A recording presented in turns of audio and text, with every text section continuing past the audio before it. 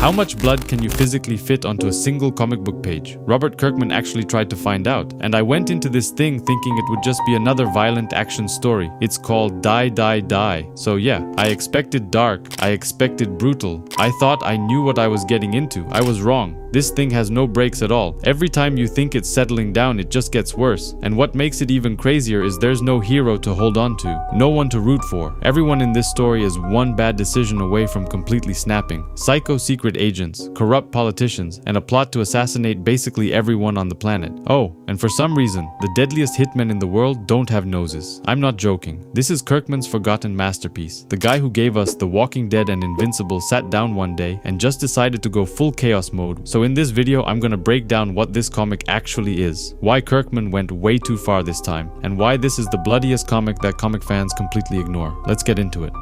A young man stumbles into an old man who came to gamble at the dog race tracks. He drops his ticket on the ground, but the younger guy picks it up and gives it to him, only it's not his ticket, it's another one, which turns out to be the winner. The young guy's name is Paul, and he's a secret agent assassin working for the United States government. He jumps on his bike, but someone follows him and tries to kill him. The car crashes into the bike, but Paul is very athletic, and he does a backflip, landing on the car's hood. He then shoots the windshield, but it's bulletproof, and he can't take out the driver. The car crashes into a bridge, and Paul is sent flying into the river below. He takes cover behind a rock and kills a bunch of assassins who are after him, but he quickly runs out of bullets. He doesn't need bullets because his kicks and punches are even more deadly, and he takes out one of them with ease. Unfortunately, he gets grabbed by one of the assassins who takes him by the neck and starts choking him. As if this isn't bad enough, the assassin also takes out a knife and cuts off Paul's nose completely, but he doesn't kill him. This is an evil world where evil people do evil shit all the time. Thankfully, there is a secret cabal within the United States government that works outside the normal system to influence world matters. Through targeted assassination, the world around us is manipulated right under our noses, mostly for the better, but sometimes for individual gain. The assassin holds the nose in his hands and says it's like a little piece of rubber, when out of nowhere, a shepherd appears. The mere sight of the nose causes him to black out, and the assassin wants to see if he has any money in his wallet. Paul was working for Senator Connie Lipschitz, who sent him on a mission to take down David Atkinson, the Secretary of State for Environment, who she claims is a pedophile. There were multiple ways of dealing with Atkinson, but just killing him would have made him a martyr. This fucker deserves the full Cosby legacy gone. He's got a rival, Penny Alcott, who's got a good chance at the seat, but that is only going to work if his railroad proposal is going to succeed. But it's not going to work because of Arthur Laddish, a community organizer who's rallying people against the new railway. Laddish is a nice man who doesn't deserve to die even if he cheats on his wife from time to time. His weakness is his mother, who's old and sick and lives together with her caretaker, Percy Dolan. Percy secretly hates Laddish's mother and only works for her to pay off gambling debts, so Paul gave him the winning ticket to pay off his debts. He then quit, so Laddish had to move in with his mother to take care of her, abandoning his plans to try and stop the railway build. All of these events would lead to Alcott winning the office, and Paul faked the pedophile's own hanging, so in the end, the greater good is served. Paul knew the risk when he accepted this mission, but Senator Connie is still pissed that he disappeared. She calls Nate Lipschitz, no relation to her office, another secret assassin working for her, and shows him a small box with Paul's nose inside it. He's still alive, but they're on a short time frame, and she's doing everything she can to find him. Connie has dinner with Senator Anita, who leads another secret division of the government. She says that Paul was sold. He's on the market being sold to the highest bidder, an action which takes place in 72 hours. Nate goes into the mountains, searching for someone who doesn't want to be found. His name is John, and he's one of Paul's brothers, but he quit being an assassin and wants to live in peace. Nate tells him about his brother's situation, but John wants to know which one, because he has two identical brothers. They are triplets. Some time ago, a group of identical brothers learned their father was an assassin for hire. When their father learned his sons had discovered his profession, he did the unthinkable and trained them to be just like him. In time, they became a group of the most deadly and reliable assassins in the world, but eventually they grew apart and went their separate ways. In the present, George, the third brother, meets with an informant who gives him information about his brother's auction. Afterwards, he puts a bullet through her head and kills her in cold blood, saying he needs to make absolutely sure that nobody knows he was here. Nate brings John back from his cabin in the woods, but doesn't understand how he sat through a 12-hour flight without looking at a magazine or talking. John says that everywhere you look, there is always something trying to make you believe something or telling you that you are not complete. He moved into the wilderness because he wants to escape this bombardment of constant influence, and he values his peace of mind. Senator Connie is a depraved woman who uses people in her office as slaves to pleasure her. Senator Barnaby comes to her office and accuses her of stepping in shit for sending Paul on that mission and putting their whole organization at risk. He doesn't care if the Secretary of State was a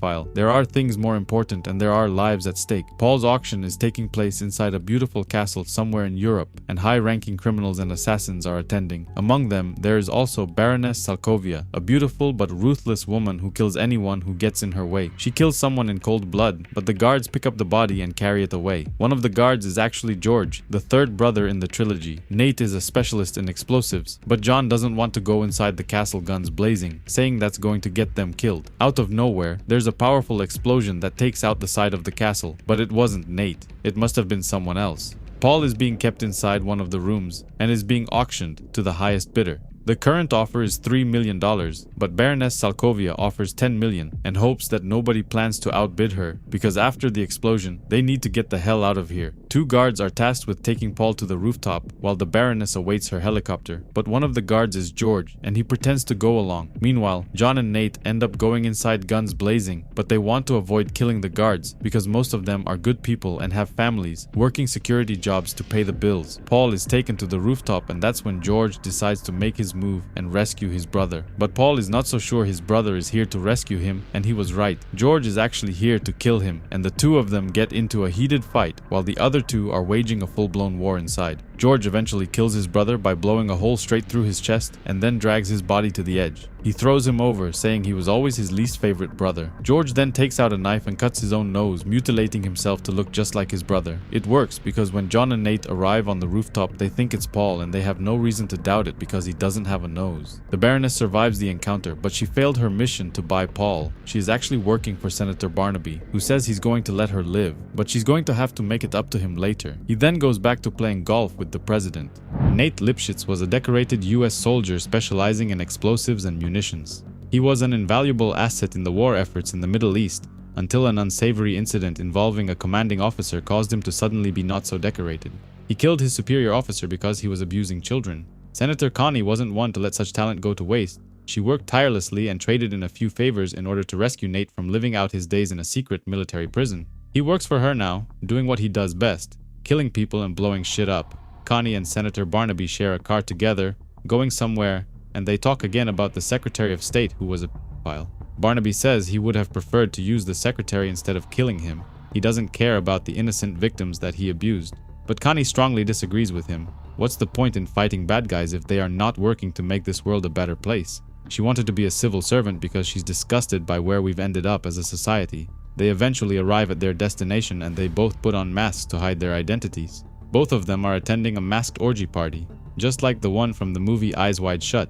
A group of 4 robbers have just stolen something valuable, but they are being cornered by the police. Nate teamed up with 2 other agents and is helping them, using special weapons to deter the police from chasing them. Later, they meet with the thieves, who were hired by their agency to steal something valuable.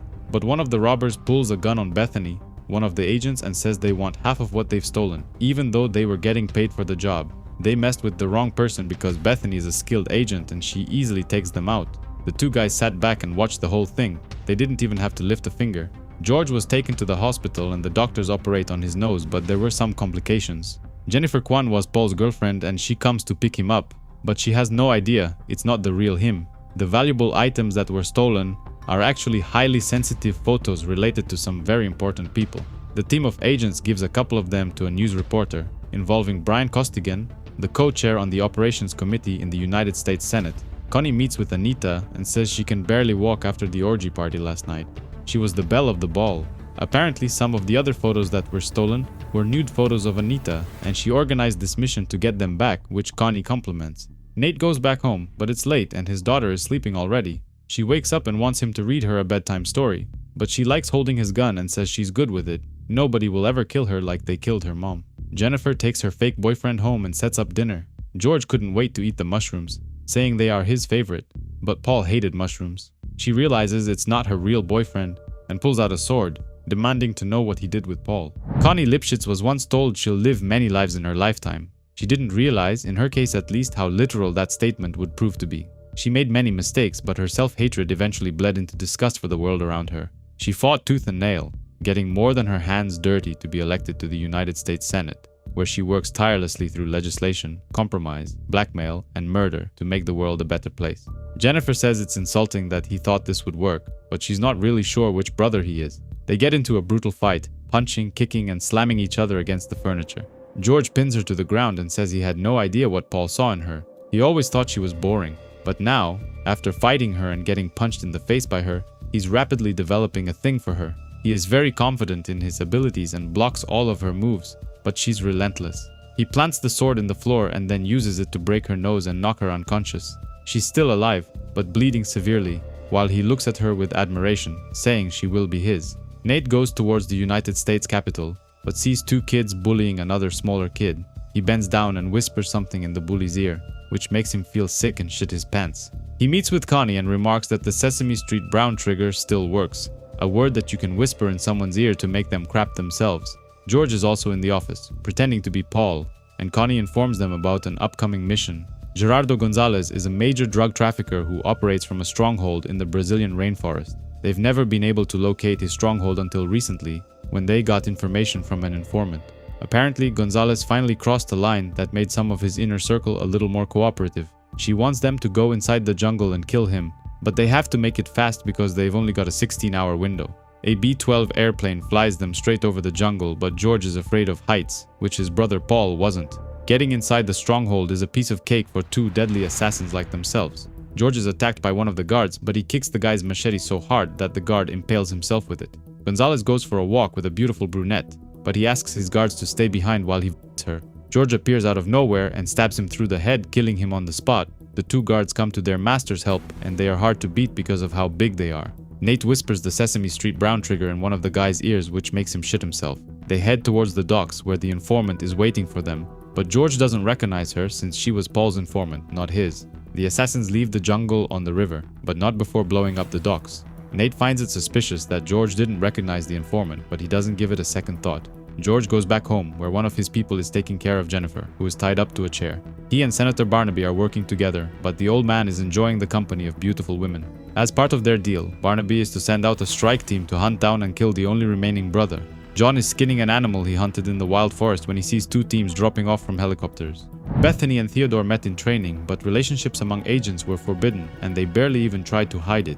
Somehow working together made them better. Their love for each other made them push a little harder, do a little more. Together they thrived. In the forest, John had managed to take out both strike teams and even take down one of the helicopters. But he didn't kill them. Instead, he just injured and mutilated them. He interrogates one of them, who says he knows him by reputation, and if they had known they were coming after him, they would have slit their own throats and jumped out of the chopper. John wants to know who sent them, but the soldier doesn't know. He doesn't even know what department he works for anymore. He just likes shooting people. He then goes to the second chopper and asks the pilot to give him a ride, and in exchange, he's not going to kill him. Nate's daughter got into a fight with a couple of kids from school who were bullying her. The teacher tells her father that violence is not the answer, but he's proud of his daughter and laughs in the teacher's face.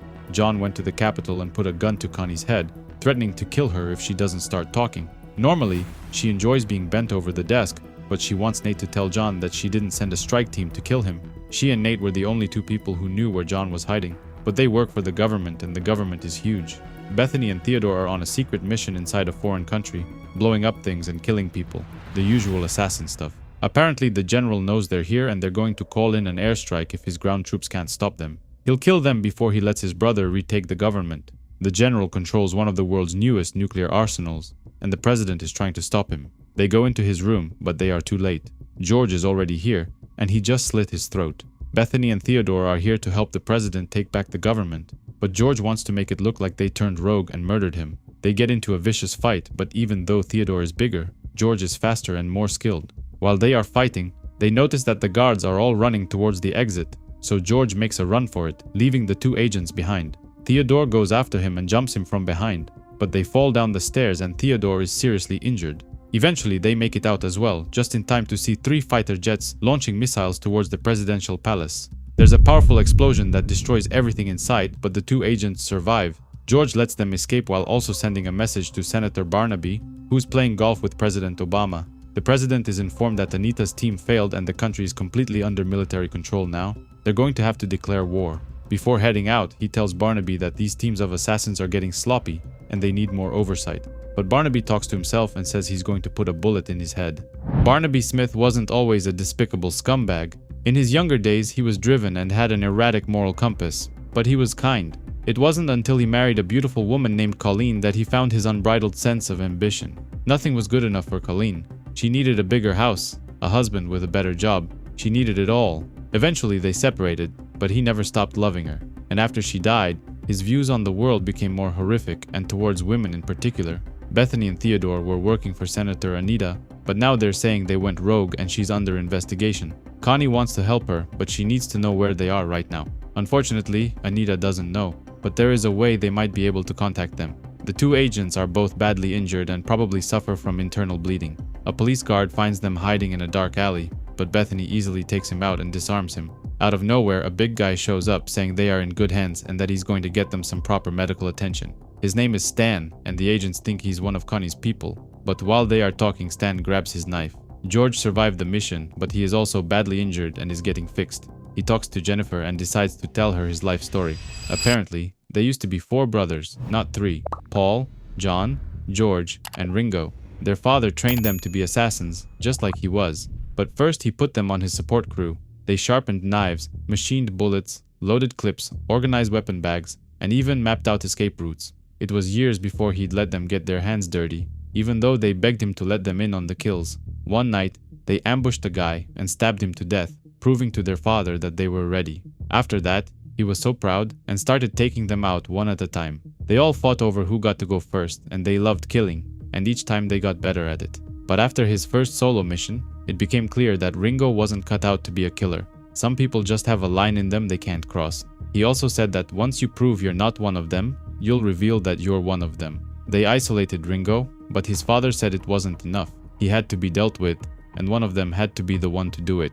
John and Paul were too weak. They've never been able to do what needed to be done, so George volunteered immediately. He killed Ringo, his own brother, in cold blood, but their mother was devastated after his death. She went into a depression and was never the same, but their dad felt guilty as well and blamed himself. He neglected his missions, so his kids took out contracts and started handling his missions on their own. Eventually, their mother died and their father hanged himself. After that, the brothers went their separate ways, formed their own businesses, and joined their own governments. John goes to Nate's house and talks to his daughter, who thinks he's an intruder. Bonnie, the babysitter, arrives and takes her gun away, but John couldn't help but notice she has military training. He tells Nate about it, but Nate gets angry and slams him against the wall, claiming that Bonnie is nothing but a babysitter and he should leave it at that. Connie holds a meeting in her office, but George wasn't invited. He's surprised to see John is still alive. He thought that Barnaby's team would have killed him by now. Guess he was wrong. George leaves the office and Connie says that Bethany and Theodore are dead.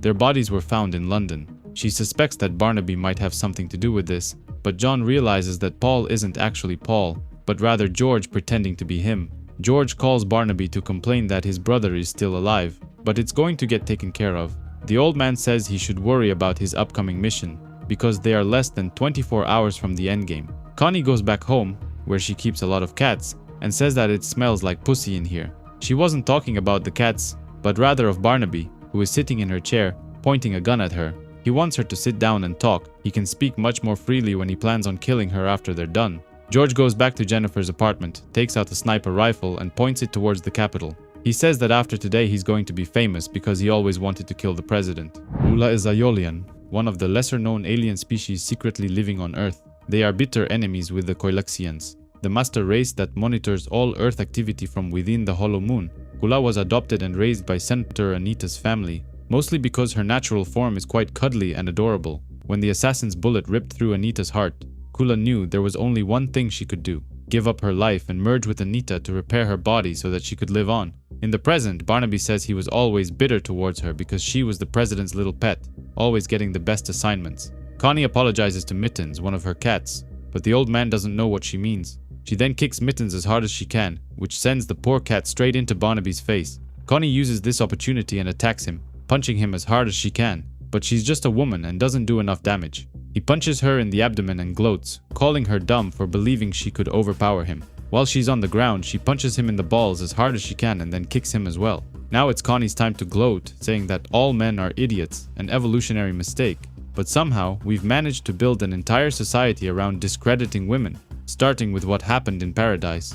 That bullshit about the snake and the apple, which turned the whole world against women. Barnaby says he's always hated women because they made fun of him, so he would never allow the president to put her in charge of the cabal. So he took Connie's best man and then replaced him with George, who's been right under her nose this whole time. George helped destabilize a burgeoning nuclear power to the point that things are looking very dicey for this country. A move that accomplishes two things. It discredits Anita Chavez, her close ally within the cabal, and it pushes the president into hastily preparing to make a public statement in order to reassure the people. That's when Connie's best agent will kill him, he'll go into hiding, and she's going to take the fall. Barnaby plans to clean up her mess and be the hero of the day. The new president will pin a medal on him so big that you can see it from space, and he'll take over the cabal for good.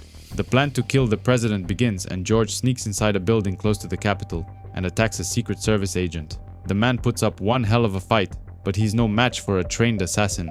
But Connie says she's never been more than half a step behind him at any turn, so she caught up pretty fast with his plans. The man that was sent to kill agents Bethany and Theodore was working for her, and instead of killing them, he saved their lives. She has a far better relationship with this administration, mostly because they frequent the same orgy parties together. In this very moment, Nate and John break into the building where George is setting up to kill the president. Nate tries to fight, but his specialty is blowing shit up from afar or shooting people from a closer distance. It's not close combat. He gets thrown through the window, but the agents on the other side fire at him thinking he's an assassin. He screams at them and says they are on the same side, and luckily he survives the fall. The gunshots alerted the Secret Service and the president is rushed off stage, but the fight between the two brothers continues.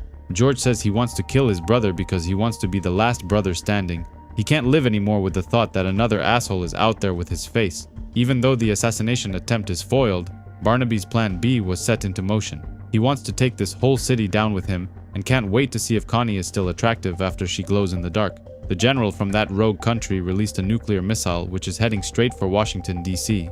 Connie picks up the phone and calls Anita, who is together with agents Bethany and Theodore. Apparently Theodore is a very good pilot, and she brings them to a secret hangar, which holds one of the best kept secrets in the world.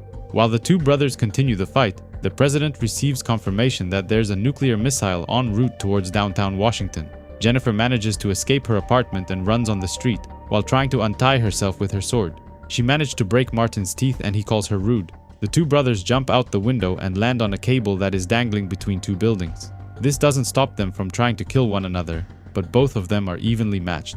George uses his dagger to cut the wire, which sends both of them in the opposite direction. John uses the wire to swing himself towards his brother and manages to kick him in the back. He isn't alone, because Jennifer joins the fight, swinging her sword and trying to cut the guy who pretended to be her boyfriend. Nate is here as well and says they have the same right to try and kill him, because George is an asshole. Apparently the big secret that was kept inside a hangar is actually an alien ship, and Anita's agents are on their way to intercept the nuclear missile. Luckily Theodore wasn't joking when he said he can fly anything, and they managed to disarm the missile mid-flight over the Atlantic Ocean. Barnaby is furious that both of his plans failed, but someone knocks on the door and he's confident it's one of his guys, who's come to rescue him. In the end, George is pinned on the ground and his brother begins strangling him, but he can't do it. John is unable to kill his brother. It's the one line he can never cross, no matter how much he deserves it. George picks up a rock and wants to smack his brother, but Jennifer throws her sword and impales him. Martin comes to his rescue, driving a fancy white Ferrari, and manages to save his partner, while nearly running over Nate, who got in the way. The person who knocked on the door is the same mercenary who cut off Paul's nose, but this time he's working for Connie. She gives the order and he cuts Barnaby's nose right off, but he wants to keep it as a souvenir. The old man finally got what he deserved, and she says this is for killing Paul, and now he's going straight to jail. The nuclear missile crisis has been averted, and the assassination attempt has been prevented, so Connie now has full control of the cabal. She wants John to work for her once again, but he's not sure. He's mostly been focusing on burying his brother, the one he liked. The agents attend Paul's funeral, and even President Obama is here, even though the casket is empty. Barnaby is being taken to a secret prison somewhere, when out of nowhere, Bonnie, Nate's babysitter, stops the car and says she's here to get him out of the country. George survived the attack and Martin helps to heal his wounds, but he can't stop thinking about Jennifer and says she will be his one day. Meanwhile, in the mountains where Paul was killed and thrown off the side of the castle, a mysterious man is carrying water from the river. This man is actually Paul, who survived somehow and is now living inside a temple together with monks. Barnaby was taken to a strange place in Russia and goes to see a man called the Vampire. The vampire is fighting another man, but the guy's punches are nothing to him, and he asks him to hit harder or die. He takes a break to speak to Barnaby, but gives poison to drink to the other guy, which kills him in mere seconds. The vampire doesn't understand why people want to live past 60. Your balls dangle low in the toilet water, and your body shrivels. and Barnaby agrees. Nate and John go on their first official mission together, but John doesn't like killing people anymore. There's a factory which Connie needs control of, but the cartel took ownership a few months ago. Nate stops the car and shuts his eyes, leaving John to deal with the cartel, but he deals with all of them without killing anyone. Jennifer is auditioning to become a field agent, and her first test is to prove her fighting skills against a swarm of agents. She takes them out easily and Anita is impressed, but she didn't even get a chance to show how good she is with a sword. George just spent an amazing afternoon with Baroness Salkovia, who says he did pretty good for an older man. He's only 36, but she doesn't sleep with guys past 35, saying they are too sad and slow after that. She wants to touch his sword, but he doesn't let her. That belongs to Jennifer, and he can't stop thinking about her. As the new leader of the cabal, Connie organizes her first meeting and tells the other senators that she wants to do great things. She asks them to prepare some pitches for things they could do and how to accomplish them. And Anita has an idea. Apparently, there's a new birth control pill which was halted during the testing phase because it was discovered that it caused the woman to eject an egg from her body during intercourse. This egg would then be fertilized and develop inside the man's urethra, causing severe pain. If this pill were released to the public, it could settle the abortion debate, but one of the guys calls her pitch dick babies. Connie doesn't hate her pitch and says they are going in the right direction, but maybe they could focus on bigger problems. Nate comes back home and finds his daughter tied to a chair. He panics and wants to quickly untie her, but she says that mommy and her are playing a game. Bonnie tied her up just to see if she can free herself. She's not in any real danger. Apparently, Bonnie is actually Nancy's biological mother, but she's been hiding from the Russian mob for a very long time. She smuggled an asset out of America to Russia to settle a score, which means she's not in danger anymore and they can finally be a family now. Meanwhile, Bethany and Theodore are having a picnic inside an ancient alien temple on the surface of the moon, and they're not ready to go home just yet. Jennifer comes home and gives John a big hug, saying she passed her tests and she's going to be a junior agent. After the attack, Paul suffered memory loss, but he remembers everything now and he returns home to Jennifer. His brother is also here and they are all happy to see each other. Anita's pitch was actually a good idea, and the senators passed legislation which allowed the Dick Babies drug to be developed. Senator Ronald believed more than anything in the preservation of all life, but then he experienced a mild discomfort in his penis, so now he believes it's completely acceptable for a woman to decide if she wants to keep the baby or not.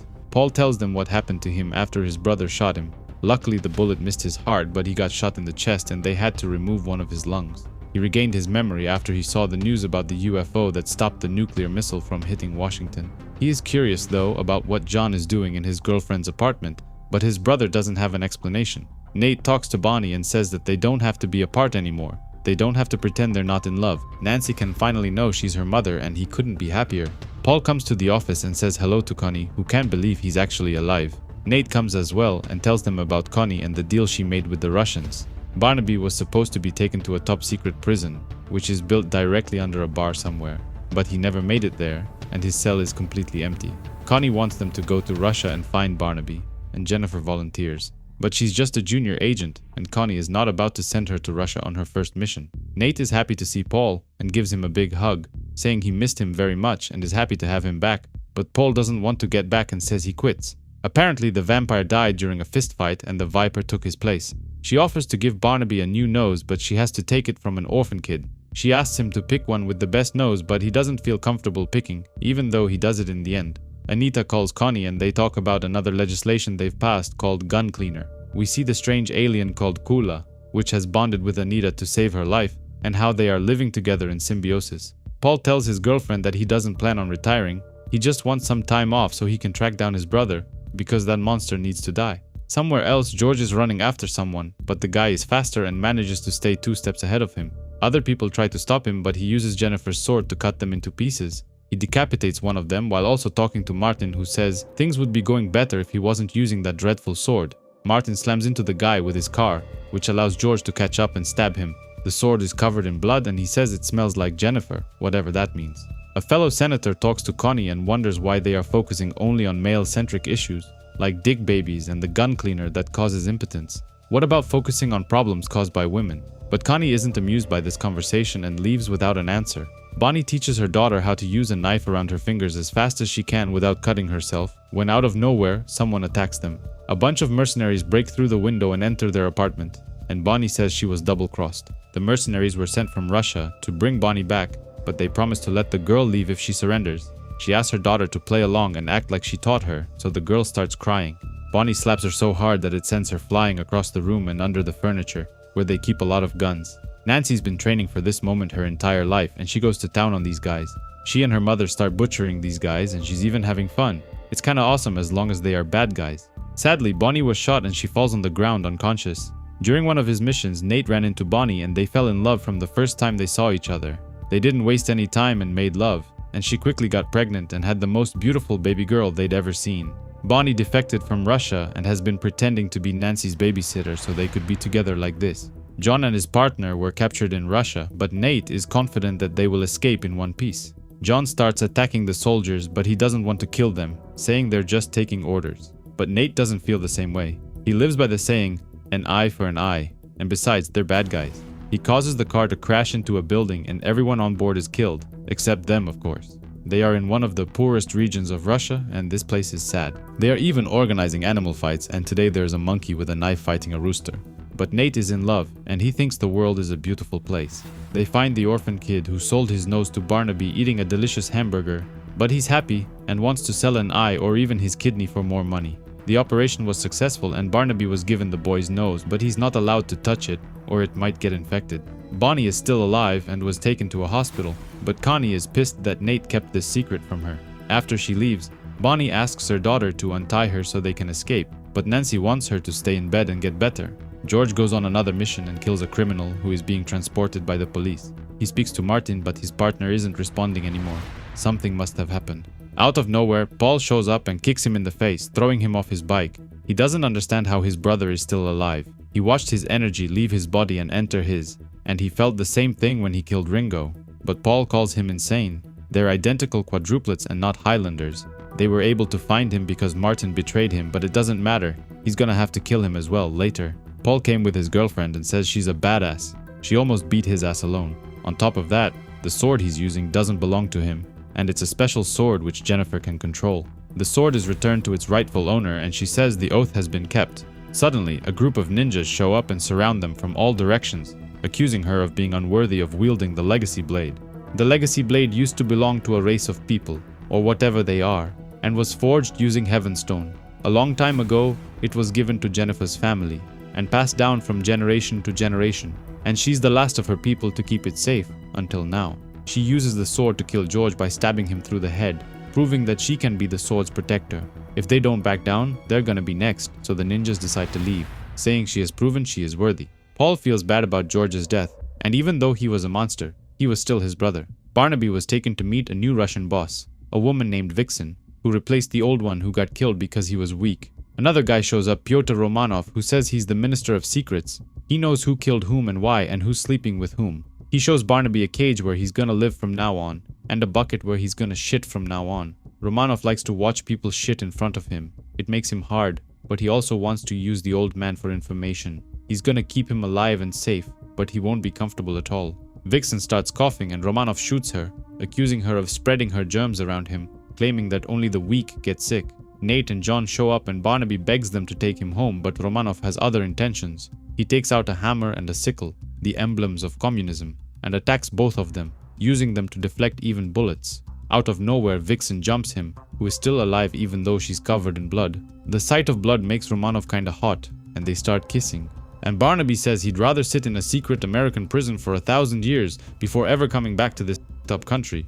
Nate finds out that Bonnie was nearly killed by Russian mercenaries, and he decides to do something, once and for all. He goes to the Red Square and starts pissing everywhere, trying to get some sort of reaction from the guards. They arrest him and take him to see one of the generals, who knows who he is, and also that Bonnie is still alive and recuperating inside a hospital. He wants him to back off and give her her freedom, or else he's gonna go after his family and kill them. To prove it, he shows the general the location of each of his family members in Moscow, including a drug addict son whom he hasn't seen in years. Connie calls Anita and gives her the green light to do something horrible, claiming it's for the greater good. There's a protest going on, where some of the worst people in America are rallying against Gun Cleaner, a new product developed by the government, which is making them impotent. All of them are gun owners, racists, misogynists, and one guy is even asking to release the Snyder Cut.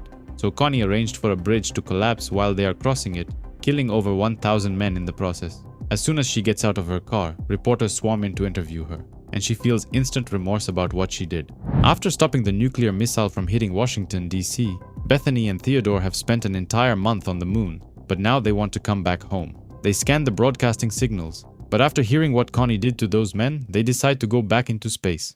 The senator is confronted in her office by an alien who demands to know what she did and why. She claims it was necessary, it's a means to an end, and will lead to good things. President Obama holds a press conference and says this nation has suffered a tragic loss and that his heart goes out to those families in mourning. A man from the press confronts him, accusing him of being glad that those people on the bridge died and saying that the American people know the truth. Factories are closing, jobs are gone, the towns are dying, everything is getting worse, and now they're blowing up bridges to kill them. The president and the guy get into a fistfight. I mean, what the hell is even going on at this point, am I right? Obama grabs him by the waist and says those deaths on the bridge were a tragedy and he's going to do everything in his power to ensure it never happens again. He took him in his powerful black arms so he could feel his strength and know beyond a shadow of a doubt that he doesn't fear him. At the same time, he always wants him to feel his warmth and protection, and that he cares for ally and enemy alike. He promises to fix this broken society for the good of all. Nate also finds out what Connie did, and he loses his temper. She's made a mockery of everything they've been working toward. She killed American citizens on American soil. She's taken the Constitution and wiped her ass with it. John tries to calm him down, but they get into a fight. We've been led to believe that Nate is only good with explosives, but he's quite strong and knows how to fight as well. Nate's family arrives and his daughter wants to shoot John, saying she's allowed to kill bad guys.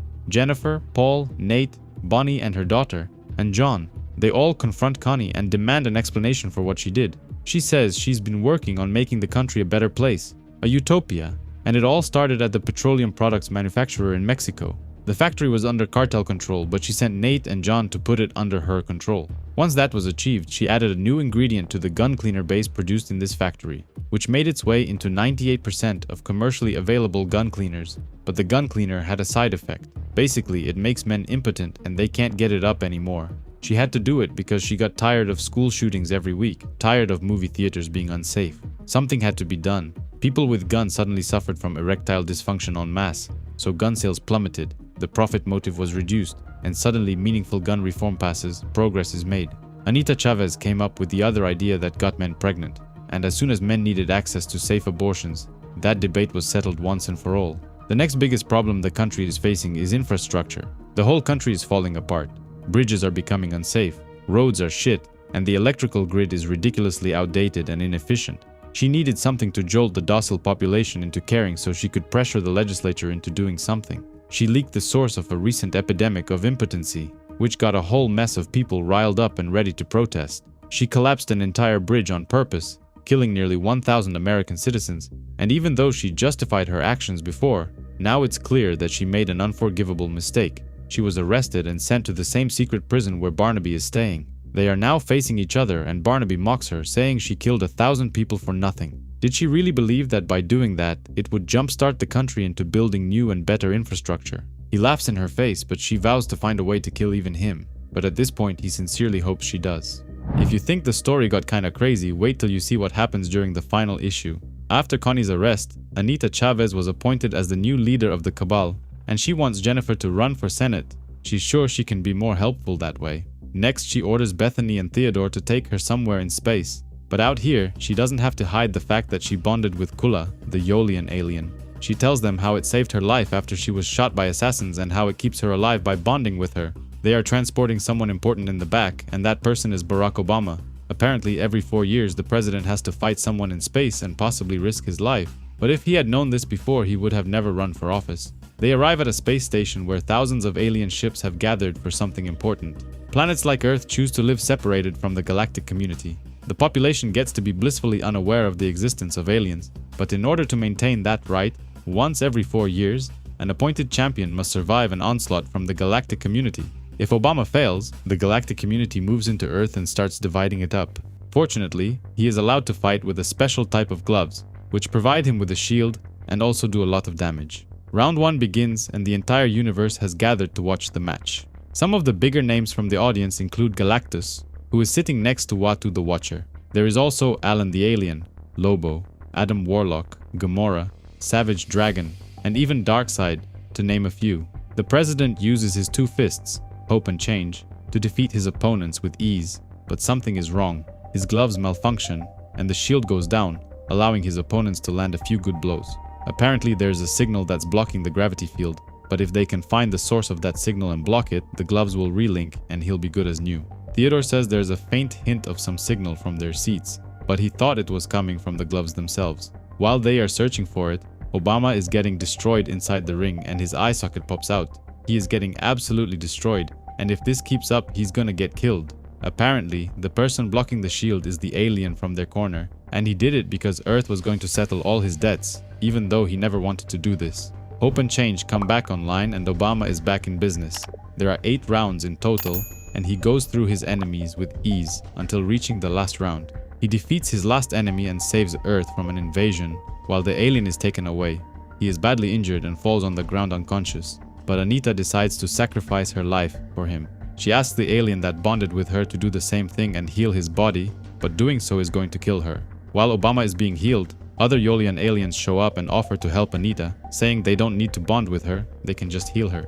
Anita wakes up and says she's feeling a lot better. Her heart is beating on its own for the first time in years. Jennifer decides to become a senator and she decorates her new office, while also getting ready to do some good.